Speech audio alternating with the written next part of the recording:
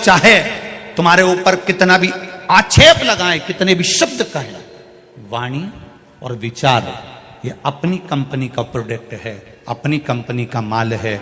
मैनावती कहती है भैया कितनी भी दुख की परिस्थिति में चाहे कोई कितना भी धोखा, कितना भी छल कर कर चले जाए, दो चीजों पर संयम रखना, एक वाणी पर और एक विचार पर। अगर वाणी और विचार तुम्हारे ठीक हैं तो मैनावती अपने भाई भर्तरी से कहती है फिर जवाब आपको नहीं देना है, जवाब देवाधिदेव महादेव देता है। आप हिसाब क्यों बराबर कर रहे हो? किसी ने गाली दी और आपने पलट कर गाली दे दी, किसी ने अपशब्द कहा आपने पलट कर अपशब्द कह दिया, किसी ने ताना दिया आपने पलट कर ताना दे दिया, किसी ने आड़ा टेढ़ा बोला आपने पलट कर आड़ा टेढ़ा बोल दिया। आपने अपनी वाणी को बेकार कर लिया, यह वाणी की कीमत आपने समाप्त कर ली। अब अगर वाणी की कीमत समाप्त हो गई है तो आपका जवाब देने के लिए महाकाल नहीं आएगा। आप मौन हो जाओ, चुप हो जाओ। जो दिन भर अब शब्द बोलता रहता है, दिन भर कुछ ना कुछ 24 घंटे बयान देता रहे, 24 घंटे बोलता रहे, 24 घंटे बोलता रहे, तो लोग भी समझते हैं तो माइक लगा हुआ है ना, बहुपू चली रहा है ना, बस ये तो बोलता जाएगा, हर कुछ बोलता जाएगा, हर कुछ बोलता जाएगा। लोग 10 बार सुनेंगे, 20 बार सुनेंगे, 25 बार सुनेंगे, 50 बार सुनेंगे, इसके बाद तुम्हारी बात पर कोई विचार नहीं करेगा, आपके शब्दों पर कोई विचार नहीं करेगा। हां, एक रेलवे स्टेशन पर माइक लगा रहता है, वो कभी कभी बोलता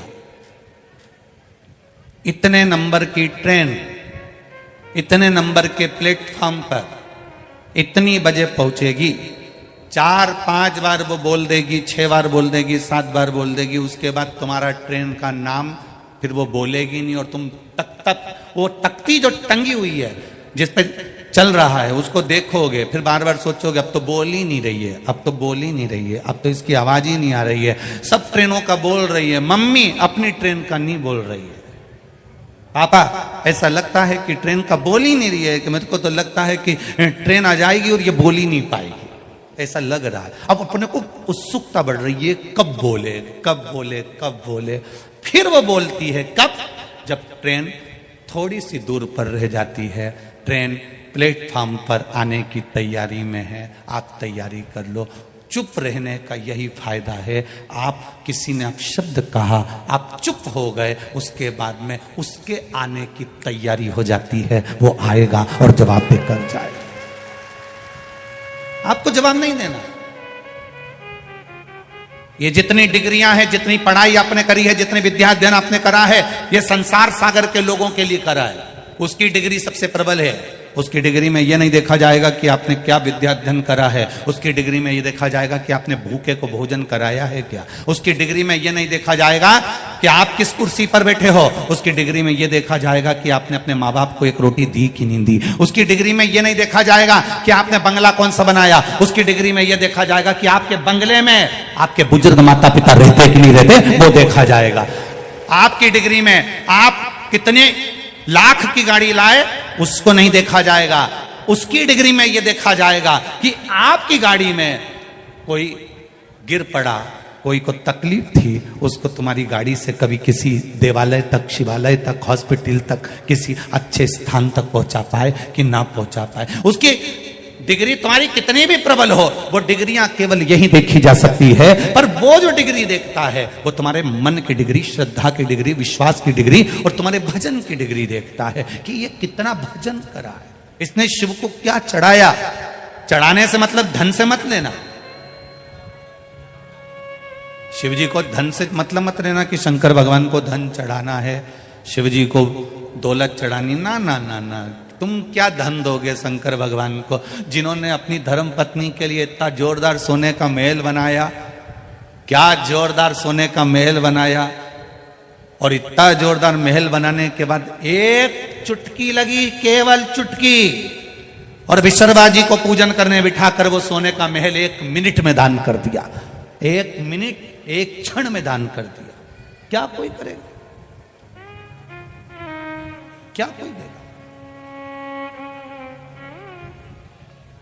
इस अंदाजे में मत रहो कि महादेव को तुम्हारे धन की जरूरत है, शंकर भगवान को तुम्हारी दौलत की जरूरत है, शिव जी को तुम्हारे सत्ता की जरूरत है, शंकर भगवान को तुम्हारी संपदा की जरूरत है। ना ना ना ना,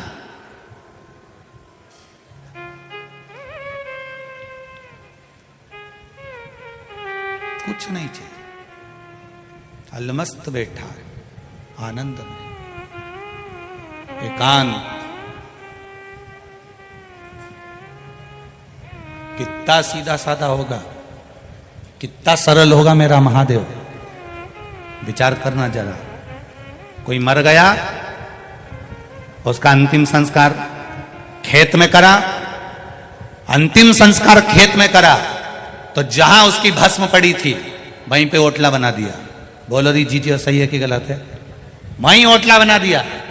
और ओटला बना के ना तुमने राम जी को बिठाया, ना तुमने कृष्ण जी को बिठाया, ना तुमने दत्त को बिठाया, ना तुमने देवी को बिठाया, ना किसी भैरू जी के बिठाया, ना किसी देवता के बिठाया।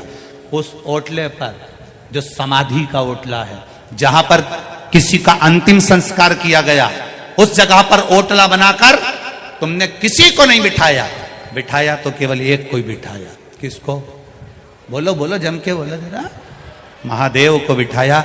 नर्मदा जी नहाने गई थी, अस्थियां छोड़ने गई थी, वहां से शंकर जी खरीद के लिए आई और शंकर जी को यहाँ लाके ओटला पे बिठा दिया। फिर कोई पूछे कि साहब ये ओटला कैसा, तो हमारा दादाजी पर दादाजी मरिया था तो उनका ओटला है। तो इस पे शंकर जी क्या कर रहे हैं, शिव जी क्या कर रहे हैं यहाँ पर? शंकर जी को क्यों बिठाया? क्योंकि उसको मालूम है, उसको यह ज्ञात है, कभी कोई भूल से भी एक लोटा जल परिवार का व्यक्ति जाकर उस ओटले पर शंकर जी को अगर चढ़ा भी देगा तो ये जो भूमि है, ये जो जगह है, ये अपने आप में मोक्ष प्राप्त कर लेगी उसके जल से, मुक्ति। कितनी दुखी थी पृथ्वी। रामचरितमानस को उठाकर देखिए, पृथ्वी अपने दर्द सुना रही है कि चारों तरफ रावण का हाहाकार मच रहा है, आप कृपा करिए। कृष्ण अवतार के समय पर पृथ्वी दुखी थी, जाकर भगवान नारायण से प्रार्थना करती है कि कंस का अत्याचार बढ़ रहा है, आप कृपा करिए।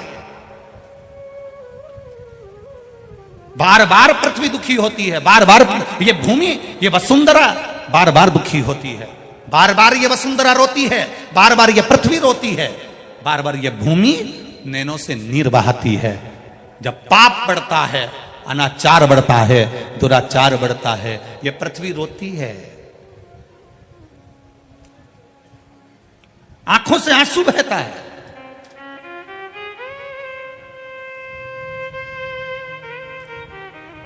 भगवान नारायण ने भगवान शिव जी के पास जाकर एक प्रार्थना करी, प्रभु एक बात बताओ, इस पृथ्वी के लिए कितनी बार अवतार लेना पड़ेगा? यह बार बार रोती है, इसको शांति कौन देगा, इसको शीतलता कौन देगा, इसको निर्मलता कौन देगा? एक बार मैंने राम अवतार ले लिया, एक बार मैंने कृष्ण अवतार ले लिया, एक बार मैंने दत्त अवतार ले लिया, एक बार ये 24 अवतार मैंने जितने अवतार लिए हैं, ये सारे के सारे अवतार इस पृथ्वी के लिए लिए हैं, इसको शांति देने के लिए, इसको शीतलता देने के लिए, इसके आनंद के लिए मैंने इतने अवतार लिए हैं। इनमें ये बताओ कि कितनी बार हम अवतार लेते रहेंगे, कितनी बार हम जन्म लेते रहेंगे, कितनी बार हम पृथ्वी पर जाते रहेंगे, इस पृथ्वी को शांति देने के लिए कितनी बार हम जन्म लेंगे? कोई परमानेंट इलाज बता दो। तब महादेव ने कहा तुम चिंता मत करो, इसका परमानेंट इलाज अगर कोई बता सकता है तो वो तुमरुका जी बता सकते हैं। सारे देवता तुमरुका जी के पास पहुंचे।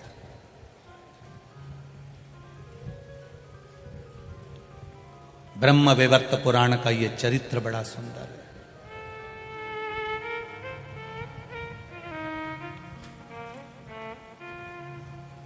बड़ा सुंदर चरित्र है ये ब्रह्म वैवर्त पुराण का। पृथ्वी को बार बार तो नारायण पृथ्वी पर नहीं आ सकते, तो पृथ्वी को संतुष्टि कौन देगा, पृथ्वी को शांति कौन देगा, पृथ्वी को धीरज कौन देगा, पृथ्वी को संभालेगा कौन, शीतलता कौन देगा? तुमरुका जी के पास जाओ। तुमरुका जी के पास गए। तुमरुका जी भगवान शिव की भक्ति में लगे थे, शिव जी के शिवलिंग पर जल चढ़ा रहे थे। भगवान नारायण, ब्रह्मा, इंद्र, वायुदेव, जलदेव, गरुण देव, वरुण देव सब वहीं खड़े थे, सब देख रहे थे। तुमरुका जी शिव जी की आराधना कर रहे हैं। जल चढ़ा रहे हैं, बड़े धीरे धीरे धीरे धीरे आराम से शिव जी को जल चढ़ा रहे हैं। जितने विद्वान ब्राह्मण होंगे इस पृथ्वी के, जितने भू देवता हैं इस पृथ्वी के, जितने चतुर विद्वान ब्राह्मण जिन्होंने वेद पुराण शास्त्र का अध्ययन किया है, वो हमेशा एक बात जरूर कहते हैं कि शंकर जी का जब अभिषेक करो तो धीरे धीरे जल को चढ़ाओ, आराम से जल को समर्पित करो। ये जल का जो लोटा होता है, पात्र होता है, थोड़ा सा शिवलिंग से कम थोड़ी सी दूरी बनाकर रखो। शंकर भगवान को अगर आप मल रहे हो तो ये तांबे का लोटा, पीतल का, चांदी का लोटा तुम्हारा शंकर को टच नहीं होना चाहिए। क्यों? अपने बच्चे को नहला रहे हो, अपने पिताजी को नहला रहे हो, अपनी माताजी को नहला रहे हो और माथा भी ठोकते जा रहे हो। हमारे यहां ये शास्त्र नहीं कहता। विद्वान ब्राह्मण कहते हैं जिन्होंने वेद पुराण शास्त्रों का अध्ययन किया है, ऐसे भू देवता इस भूमंडल के कहते हैं भगवान का अभिषेक करते समय जल की धार धीरे धीरे चलना चाहिए। जल की धार भू देवताओं ने, ब्राह्मणों ने तो कह दी कि धीमे धीमे चलना चाहिए। अब कोई इनसे भिड़ जाए और कह दे साहब कि तुम लिखा हुआ बताओ कि जल की धार महादेव को धीमे धीमे चढ़ना चाहिए, उसका प्रमाण क्या है? तो ब्रह्म विवर्त पुराण में कहा तुम रुका जी धीरे धीरे जल चढ़ा रहे थे, आराम से जल समर्पित कर रहे थे। ब्रह्मा विष्णु आदि कादिक सब ने जब तुम रुका जी उठे, उठते से उनसे पूछा तुम ये क्या कर रहे हो? जल तो जल्दी भी चढ़ा सकते हो, फिर तुमने धीरे धीरे क्यों चढ़ाया?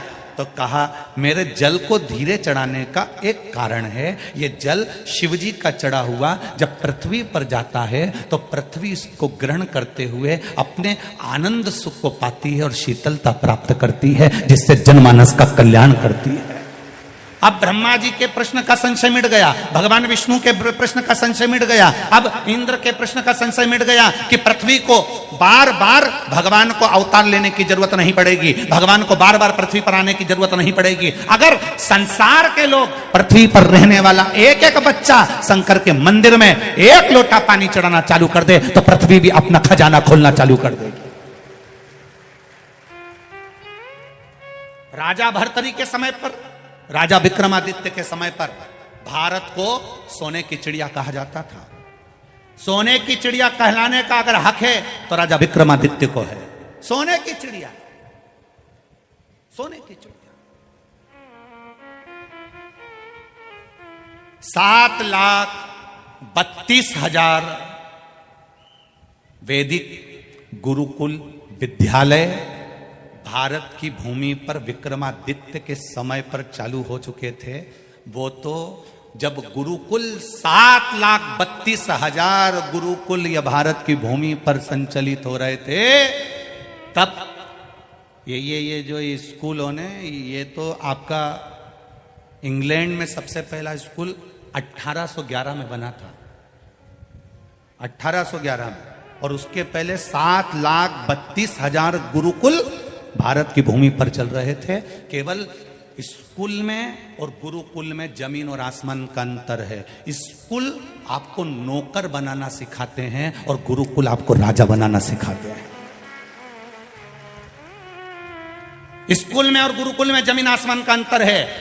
स्कूल आपको नौकर बनाना सिखाएंगे, इंजीनियर बन जाओगे तो कहीं नौकरी मिल जाएगी, अच्छी कंपनी में जॉब करोगे, अच्छी कंपनी में सर्विस करोगे। स्कूल वाले ये कभी नहीं कहते कि अपनी कंपनी डालने का प्रयास करना, पर गुरुकुल में गुरु कहता है अगर तू विद्वान बन गया तो तेरी खुद की कंपनियां चलेगी, तेरे साथ महादेव साथ चलेगा। स्कूल में और गुरुकुल में जमीन और आसमान का अंतर है। स्कूल में पढ़ाया जाता है कि तुम अगर पढ़ लोगे तो कहीं ना कहीं, तुम भी कहती हो, जितनी माताएं बैठी हैं इनसे पूछो अपने छोरा छोरी को एक ही बात कि अच्छा पढ़ ले तो कहीं नौकरी मिल जाएगी। मतलब तुम भी चाहते हो कि तुम्हारा छोरा कहीं नौकरी करे, कहीं नौकरी करे, कहीं नौकरी करे, कहीं नौकरी करे। मतलब वो दुनिया भर की, इंग्लैंड में स्कूल इसलिए चालू करे गए कि भारत के लोगों को गुलाम बनाना था अपनी कंपनी में, अपनी प्रॉपर्टी में, अपनी जमीन पर, और उन्होंने करा। भारत के लोग जाकर आज भी उनकी गुलामी कर रहे हैं, आज भी नौकरी कर रहे हैं। अगर इतने पढ़ लिख गए थे, इतने विद्वान हो गए थे तो भारत के नवयुवक बच्चों को प्रेरणा देते और कंपनी यहां खोलकर उनको आगे बढ़ाने का प्रयास करते। विदेश भागते। राजा विक्रमादित्य ने यह कुछ नहीं करा। राजा विक्रमादित्य ने जरा विचार करिएगा। 25 राजा विक्रमादित्य जब सिंहासन पर बैठे, उसके पहले के 25 वर्ष में सनातन धर्म शून्य पर आ गया था। उठाकर देखिए जरा, राजा विक्रमादित्य जब अपने सिंहासन पर बैठे, उसके पहले के 25 वर्ष, उसके पहले के 25 वर्ष सनातन धर्म को शून्य कर दिया गया था। शून्य। सनातन धर्म नीचे दबता गया, दबता गया, दबता गया। रामायण, भागवत, गीता, वेद, पुराण, ये मेरी उज्जैनी का, अवंतिका का इतिहास कहता है। पूरे भारत की भूमि पे से रामायण, भागवत, गीता, वेद, पुराण सबको छुपा दिया गया। ऐसी जगह छुपाया कि किसी के जिंदगी में जीवन भर मरते मर जाता तो ना रामायण ढूंढ पाता, ना वेद ढूंढ पाता, ना पुराण ढूंढ पाता। जो पुराण तुम सुन रहे हो ये भी नहीं मिल पाती। सारे वेद, सारे पुराण, सारे शास्त्र, महाभारत, रामायण, गीता, ये सब कुछ 25 वर्ष के अंदर, जब तक राजा विक्रमादित्य कुर्सी पर, सिंहासन पर नहीं बैठे, उसके पहले के 25 वर्ष में सबको छुपा दिया। ऐसा छुपाया, ऐसा छुपाया कि राजा भर्तरी भी नहीं ढूंढ पाए थे, उनके पिता भी नहीं ढूंढ पाए थे। जब राजा विक्रमादित्य भर्तरी के जाने के बाद सिंहासन पर बैठे तो उन्होंने पहला काम करा, एक ही चीज करी कि सबसे पहले महाभारत, रामायण, गीता, वेद और पुराण कहां छुपे हैं उसको ढूंढा जाए। पृथ्वी को उखेड़ दिया, एक एक जहां जहां पर्दे आदि कादिक लगे थे, जितने जितने जो जो बने हुए थे, सबको तोड़कर उन्होंने वो वेद, पुराण, गीता, रामायण, शास्त्रों को निकाला और निकालकर विद्वान ब्राह्मणों के हाथ में दे दिया, तुम पढ़ो। पढ़ने के बाद इसका प्रचार पूरे ब्रह्मांड में करो। आज वापिस सनातन धर्म अगर भारत गौरव के शिखर पर चढ़ा है तो राजा विक्रमादित्य के कहने पर चढ़ा। आज दुनिया के लोग कहते हैं हम रामायण के वक्ता, कोई कहे हम भागवत के वक्ता, कोई कहे हम शिव पुराण के वक्ता, कोई कहे हम गीता के वक्ता। विक्रमादित्य, राजा विक्रमादित्य को धन्यवाद देना चाहिए। अवंतिका की भूमि पर रेलवे स्टेशन पर शीश नवाओ तो सबसे पहले राजा विक्रमादित्य को धन्यवाद देना कि तुमने भारत की स्थापना वापिस कर दी है। राजा विक्रमादित्य को धन्यवाद देना। अवंतिकापुरी में जितनी पाठशालाएं चले, उन पाठशालाओं में एक पुस्तक राजा विक्रमादित्य की भी चलना चाहिए, जिसने इस अवंतिका का निर्माण नहीं, पूरे भारत पर सनातन धर्म का निर्माण करा है। ये कुछ सहज है राजा विक्रमादित्य? बस उसकी 2-3 कहानी सुना दी, 32 की कहानी सुना दी और सिंहासन की कहानी सुना दी। उसके गौरव की कहानी कौन सुनाएगा? उसके इतिहास को कौन जानेगा? उसको पहचान। जो चलता था तो काल अधिपति के शिखर को देखकर चलता था। रानी कहती थी मंदाला, स्वामी आप बार बार महाकाल के शिखर को क्यों देखते हो? रानी से राजा एक ही बात कहता था, एक दिन मुझे भारत को उसी शिखर तक पहुंचाना है, उसी शिखर तक, उसी शिखर तक। पूरी दुनिया के शिखर देखना और एक बार मेरे महाकाल राजा का शिखर देखना। पूरी दुनिया के शिखर में केवल शिखर नजर आएगा, पर मेरे महाकाल के शिखर में एक गोल चक्र, उसमें किरणें निकलती हुई नजर आएगी, क्योंकि महाकाल के शिखर को राजा विक्रमादित्य ने कहा था मेरे भारत को शिखर तक पहुंचाना है और सूर्य की किरण जैसी फैलाना है। इसलिए आज भी महाकाल पर सूर्य की किरण का शिखर चढ़ा है।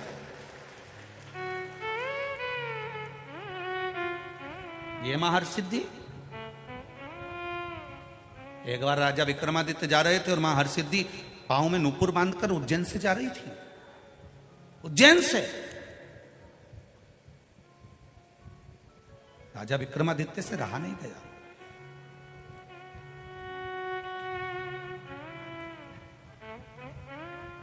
रहा नहीं गया राजा विक्रमादित्य से और पूछ लिया,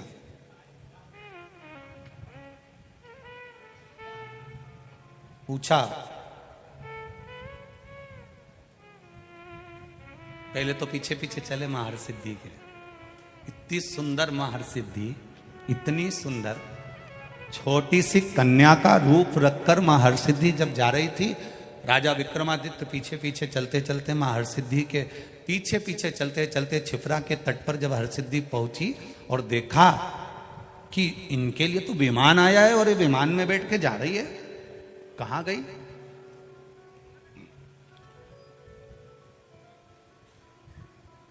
रोका।